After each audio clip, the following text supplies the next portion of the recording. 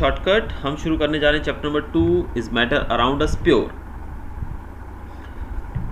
तो हम शुरू करते हैं इस चैप्टर को। तो पहले बताया जाए आपको कि मैटर हमारे चारों तरफ जो भी चीज़ें हैं, it is all made up of matter. वो सब चीज़ें किससे बनी हैं? मैटर से बनी हैं। अब सब चीज़ें मैटर से बनी। फॉर एग्जांपल अगर हम बात करें, milk is actually a mixture of water, fat, protein. अभी जो मैटर है ये भी दो तरह का हमें देखने को मिलता है, एक है प्योर और दूसरा है मिक्सचर। अब यहाँ पर अब मिल्क की बात जैसे मैंने बताई, तो milk is actually mixture of protein, fat and water etcetera. तो ये जो है इट इज़ अ मिक्सचर। अब pure substance consist of a single type of particle. लेकिन अगर हम इसको प्योर बोलेंगे तो प्योर जो रहता है उसमें एक ही तरह के पार्टिकल्स रहते हैं, तो हम उसको कह सकते हैं pure. For example sea water, mineral, soil etcetera all are mixtures. अगर हम सी वाटर की बात करें तो सी वाटर के अंदर पानी भी होता है, नमक भी होता है। मिनरल्स की बात करें वो भी मिक्सचर फॉर्म में आते हैं। सॉइल की बात करें वो भी मिक्सचर फॉर्म में हमें देखने को मिलता है। तो मिक्सचर मतलब कॉम्बिनेशन ऑफ डिफरेंट कंपोनेंट्स जिसके अंदर हैं, और प्योर मतलब जो सिंगल चीज़ से बना है। अब हम बात करें what is a mixture. Mixtures are constituted by more than one kind of pure form of matter. यानी कि मिक्सचर हम उसको बोलेंगे जिसमें एक से ज़्यादा तरह के प्योर मैटर होते हैं। यानी कि अलग अलग चीज़ें जो हैं, अलग अलग मैटर जो है वो एक से ज़्यादा है उसके अंदर, तो हम उसको कहेंगे मिक्सचर। अब मिक्सचर के एग्जांपल की बात करें, जैसे कि शुगर की बात करें हम, शुगर जो है चीनी, उसके अंदर सिर्फ और सिर्फ चीनी ही है, उसके अंदर और कोई चीज़ नहीं है। इसलिए हम कह सकते हैं कि sugar is a pure substance, pure matter. जबकि हम बात करें किसी और चीज़ की, जैसे कि हम सी वाटर की बात करते हैं, तो सी वाटर के अंदर वाटर भी है उसके अंदर और सॉल्ट भी है, तो इट इज़ अ मिक्सचर। तो मिक्सचर और प्योर सब्सटेंस में आपको डिफरेंस पता लग गया होगा। प्योर सब्सटेंस मतलब एग्जांपल आपको याद रखना है, प्योर सब्सटेंस में हम बात करें शुगर या सॉल्ट, ये सब प्योर सब्सटेंसेस हैं। अगर हम बात करें सी वाटर की, कोल्ड ड्रिंक की या फिर सॉइल की, it is not a pure matter. ये जो है ये सब चीज़ें मिक्सचर हैं, इसके अंदर अलग अलग तरह की चीज़ें पाई जाती हैं, तो इसलिए हम इसको मिक्सचर कहते हैं। अब हम बात करेंगे टाइप्स ऑफ मिक्सचर की। Depending upon the nature of the components that form a mixture we can have different types of mixture. अब मिक्सचर के अंदर किस तरह के कंपोनेंट्स हैं उसके आधार पे हम मिक्सचर को अलग अलग तरीके से बांट सकते हैं। अब इसमें कुछ ऐसे हो सकते हैं जो सॉलिड हो, कुछ ऐसे हो सकते हैं जो लिक्विड हो, और गैसियस फॉर्म में भी इसको हम मान सकते हैं। यानी कि ये तीनों तरीके से इसको कैलकुलेट कर सकते हैं, सॉलिड, लिक्विड और गैस। ये है उसकी फिजिकल प्रॉपर्टीज, यानी कि फिजिकली आधार पे देख के पता लगा सकते हैं कि अगर वो लिक्विड स्टेट में है तो लिक्विड, अगर वो सॉलिड स्टेट में है तो सॉलिड, और अगर वो गैसियस स्टेट में है तो गैसियस। अब हम बात करेंगे सॉल्यूशन की। What is a solution? Solution is a homogeneous mixture of two or more substances. Solution homogeneous mixture है दो या दो से ज़्यादा सब्सटेंसेस का। अब इसको अगर ध्यान से हम समझना चाहें तो सिंपल हम देखते हैं लेमनेट सॉल्यूशन। लेमनेट तो आप जानते हैं ना, नींबू, नींबू का सॉल्यूशन, यानी कि शिकंजी की बात करते हैं हम, नींबू पानी। तो नींबू पानी जो आप देखिए घर के अंदर, आप जब कोई गेस्ट आ रहा है तो आप नींबू पानी बना रहे हो, तो नींबू पानी के अंदर जब आप नींबू, चीनी वगैरह ऐड करके उसको बनाओगे तो वो जो पूरा सॉल्यूशन तैयार होगा, क्या उसका टेस्ट अलग अलग होगा सब जगहों पे? कि ऊपर ऊपर से आपने डाला तो कम मीठा होगा, बीच में से थोड़ा ज़्यादा मीठा होगा, नीचे से ज़्यादा मीठा होगा? नहीं, ऐसा नहीं होगा। वो बिल्कुल सिमिलर होगा पूरा, वो पूरे के अंदर सेम टेस्ट रहेगा। So lemonade taste the same throughout. Lemonade जो है वो पूरी जगह पर, यानी कि ऊपर से लेकर नीचे तक कंप्लीट जो है उसका टेस्ट सिमिलर ही रहेगा। तो इस सॉल्यूशन को हम कह सकते हैं कौन सा मिक्सचर? Homogeneous mixture. तो होमोजीनियस मिक्सचर मतलब जिसका जो कंटेंट्स हैं जिसके अंदर वो सब इक्वल फैले हुए हैं पूरे सॉल्यूशन के अंदर। इक्वल फैले हुए मतलब कि हमने देखा लेमन, अगर सॉल्यूशन हमने 1 लीटर तैयार किया है तो पूरे 1 लीटर के अंदर taste will be throughout similar रहेगा। तो इसको होमोजीनियस मिक्सचर का एग्जाम्पल हम मान सकते हैं। एलॉयज़ की बात यहाँ पर करते हैं, थोड़ा सा एलॉयज़ के बारे में बताया गया। एलॉयज़ आर मिक्सचर्स ऑफ 2 और मोर मेटल्स और a metal and a non metal. Alloy बोल सकते हैं हम 2 मेटल्स या फिर 2 से ज़्यादा मेटल्स को मिला दिया जाए तो बनता है एलॉय, या फिर एक मेटल हो और नॉन मेटल हो, इन दोनों को मिला दिया जाए तो भी बनता है alloy. And cannot be separated into their components by physical method. और इनको आप फिजिकल मेथड्स के द्वारा इनके अलग अलग मतलब इन दोनों को या तीनों को, जितने भी मिक्सचर है, वो जितने भी मेटल्स का मिक्सचर है, नॉन मेटल का मिक्सचर है, उसको आप फिजिकल मेथड के द्वारा अलग नहीं कर सकते हो. But still an alloy is considered as a mixture because it shows the properties of its constituents and can have variable compositions. अब जो मिक्सचर रहता है, जैसे कि मैंने आपको जो सब्सटेंस है उसके अंदर एक ही पर्टिकुलर कंपोनेंट रहता है, लेकिन मिक्सचर के अंदर एक से ज़्यादा हो सकते हैं. तो सब्सटेंस जो है उसको अलग करना पॉसिबल ही नहीं है, क्योंकि वो एक ही चीज़ से बना है. लेकिन मिक्सचर जो है वो अलग अलग सब्सटेंसेस से मिलकर बना है, इसलिए उसको अलग कर पाना पॉसिबल है. लेकिन जो यहाँ पर हम बात करें एलॉय की, एलॉय को हम मिक्सचर कहते हैं. इसको अलग अलग किया जा सकता है, लेकिन इसकी जो प्रॉपर्टीज़ होती हैं वो डिपेंड करती हैं इसके कॉन्स्टिट्यूएंट पार्टिकल्स के ऊपर, कि ये किस किस मेटल को मिलाकर बना है, उस पर डिपेंड करती है इसकी प्रॉपर्टी. एग्जाम्पल दिया गया है ब्रास, आपने नाम सुना होगा. Brass is a mixture of zinc and copper.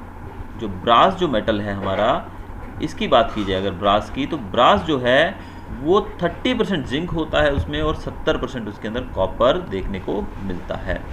तो ये था हमारा एलॉय के बारे में थोड़ी सी जानकारी. A solution has a solvent and solute as its components. अब एक सॉल्यूशन के अंदर दो चीज़ें होती हैं. सॉल्यूशन के अंदर कौन सी चीज़ें होती हैं? दो. एक होता है सॉल्वेंट, एक होता है सॉल्यूट.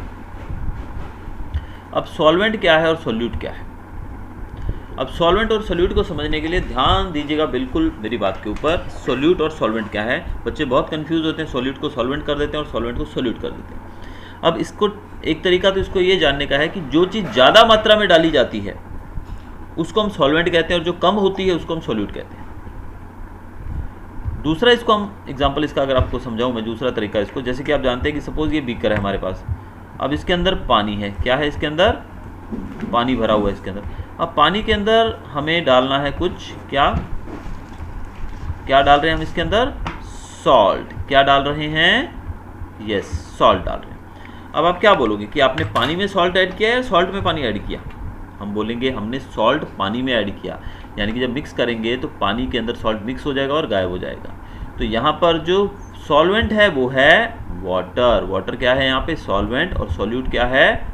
सॉल्ट. तो सॉल्ट यहाँ पर सॉल्यूट है और सॉल्वेंट वाटर है. तो कुल मिला के जो ज़्यादा मात्रा में होता है उसको हम सॉल्वेंट कहते हैं, और जो कम क्वांटिटी में होता है उसको हम सॉल्यूट कहते हैं. होपफुली क्लियर हो गया होगा आप लोगों को. तो चलिए आगे देखते हैं हम. एग्जाम्पल्स कुछ दिए गए हैं. A solution of sugar in water is a solid in liquid solution. In this solution sugar is the solute and water is the solvent. अब मैं एक एग्जांपल आपको इसमें से करवाऊंगा कि शुगर सॉल्यूशन की बात कर रहे हैं. कौन सा सॉल्यूशन है? Sugar solution. तो शुगर सॉल्यूशन के अंदर हमने क्या किया? शुगर कम मात्रा में डाली है, तो शुगर क्या है? सॉल्यूट है. और वाटर ज़्यादा है, इस कारण से वाटर क्या है? सॉल्वेंट है. तो इस तरीके से हम देख सकते हैं कि सॉल्यूट और सॉल्वेंट जो है वो किस प्रकार से हम उसको बाइफरकेट कर सकते हैं, अलग अलग कर सकते हैं.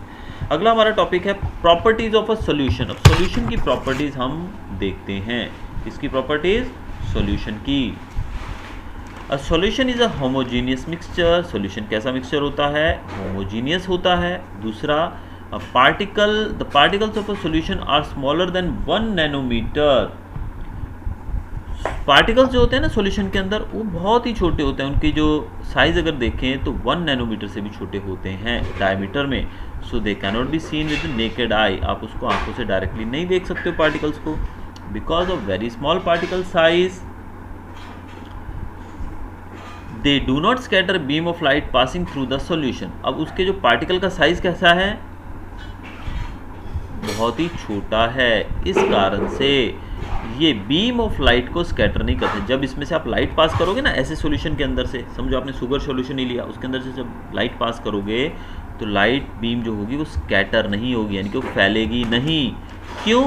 क्योंकि जो पार्टिकल्स का साइज बहुत ही छोटा है, इस कारण से वो इस लाइट को रिफ्लेक्ट नहीं करेंगे, इसको वो रिफ्रैक्ट नहीं करेंगे. So the path of light is not visible in the solution. तो इस कारण से सॉल्यूशन के अंदर से आपको लाइट का पाथ दिखाई नहीं देगा. The solute particles can not be separated from the mixture by the process of filtration. और इस सॉल्यूशन में से आप सॉल्यूट पार्टिकल्स को फिल्ट्रेशन के द्वारा अलग नहीं कर सकते हो. The solute particles do not settle down when left undisturbed that is a solution is stable. जब आप उस सॉल्यूशन को थोड़े समय के लिए रख दोगे बिना डिस्टर्ब किए, तो उसके जो सोल्यूट पार्टिकल्स है वो नीचे नहीं बैठेंगे, तो हम कह सकते हैं कि a mixture, a solution is stable. Stable मतलब वो परफेक्ट है। एग्जांपल इसका आपको देता हूं तो शायद आपको क्लियर हो जाए।